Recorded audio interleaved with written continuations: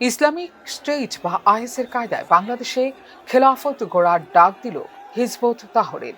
শুক্রবার ঢাকার রাস্তায় মিছিল করতে দেখা গেল হাজারো মৌলবাদীকে। নতুন বাংলাদেশ যে কিভাবে সন্ত্রাসীদের আখড়া হয়ে উঠছে, এই ছবি তারই প্রমাণ। যদিও এই নিষিদ্ধ জঙ্গি সংগঠনটির মিছিল ছত্রভঙ্গ করতে কাঁদানো গ্যাস ও সাউন্ড গ্রেনেড ছুড়ে পুলিশ, যা কেন্দ্র করে কার্যত রণক্ষেত্র হয়ে ওঠে ঢাকা। শেখ হাসিনার আমলে নখ দাঁত বের করতে পারেনি হিজবুত, কিন্তু এখন গোটা বাংলাদেশে নৈরাজ্য। মোহাম্মদ ইউনূসের জমানায় মাথাচাড়া দিচ্ছে হিজবুতের মতো একাধিক জিহাদি গোষ্ঠী। মার্চ ফর খেলাফত কর্মসূচির ডাক দেয় নিষিদ্ধ হিজবুত তাহরির। সেই মতোই জুম্মার নামাজের পর ঢাকায় একটি মিছিল বের করে জিহাদিরা। পরিস্থিতি বেগতিক বুঝে আসরে নামে পুলিশ, কিন্তু আইন শৃঙ্খলা বাহিনীর বাধা অতিক্রম করেই পল্টন মোড় পার হয়ে বিজয়নগর মোড়ের দিকে যায় মিছিলটি। তখন কাঁদানো গ্যাসের সেল ও সাউন্ড গ্রেনেড ছোড়ে পুলিশ। এক পর্যায়ে পুলিশের সঙ্গে ধস্তাধস্তি হয় হিজবুত সদস্যদের। এরপর লাঠিপেটা করলে ছত্রভঙ্গ হয়ে যায় মিছিলটি। মিছিলে অংশগ্রহণকারীরা ঢুকে পড়ে বিভিন্ন অলিগলিতে, কিন্তু কিছুক্ষণ পরেই তারা আবার সংগঠিত হয়ে আসতে থাকে পল্টন মোড়ের দিকে।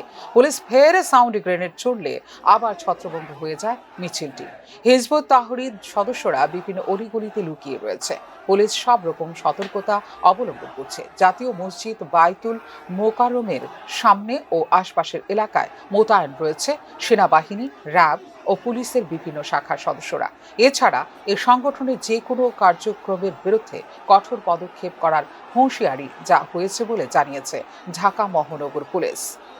হিজবুতের এই ধরনের কাজকর্ম দেশের সন্ত্রাস বিরোধী আইনের আওতায় শান্তিযোগ্য অপরাধ। ঢাকা সহ একাধিক জায়গা থেকে এখনো পর্যন্ত বেশ কয়েকজন হিজবুত জঙ্গিকে গ্রেপ্তার করেছে পুলিশ। 2016 সালের 1 জুলাই রাজধানী ঢাকার গুলশানে হোলি আর্টিজান বেকারিতে হয় ভয়াবহ সন্ত্রাসী হামলা। ওই ঘটনায় নিহত হয়েছিলেন 2 পুলিশ আধিকারিক। তাঁদের স্মৃতিতেই তৈরি করা হয়েছিল দীপ্ত শপথ স্মারক। কিন্তু হাসিনার দেশ ত্যাগের পর সেই ঐতিহাসিক স্মারক গুঁড়িয়ে দেয় সন্ত্রাসীরা। লাগিয়ে দেওয়া হয় হিজবুত তাহরিরের পোস্টার। তারপর এই জিহাদি সংগঠনকে নিষিদ্ধ ঘোষণা করে আইনি ব্যবস্থা নেওয়ার ঘোষণা করেছিলেন পুলিশের মহাপরিদর্শক মোহাম্মদ মইনুল ইসলাম। কিন্তু তেমন যে কোনো পদক্ষেপ করা হয়নি তা প্রমাণিত হয়ে গেল শুক্রবারের মিছিলে। খালেদা জিয়ার নেতৃত্বে বিএনপি জামাত সরকারের আমলে বাংলাদেশে ঘাঁটি মজবুত করে এই জঙ্গি সংগঠনটি।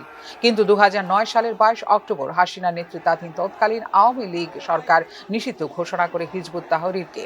জনগণের নিরাপত্তার জন্য এই সংগঠনটি বিপজ্জনক বলে জারি করা হয় নিষেধাজ্ঞা। শুধু বাংলাদেশেই নয়, হিজবুত তাহরিরকে নিষিদ্ধ করে দেওয়া হয়েছে বিশ্বের বহু মুসলিম দেশেই। কিন্তু গত 5 আগস্ট হাসিনা সরকার ক্ষমতাচ্যুত হওয়ার ফের বাংলাদেশে মাথাচাড়া দিয়েছে ভারত বিদ্বেষী এই সংগঠন।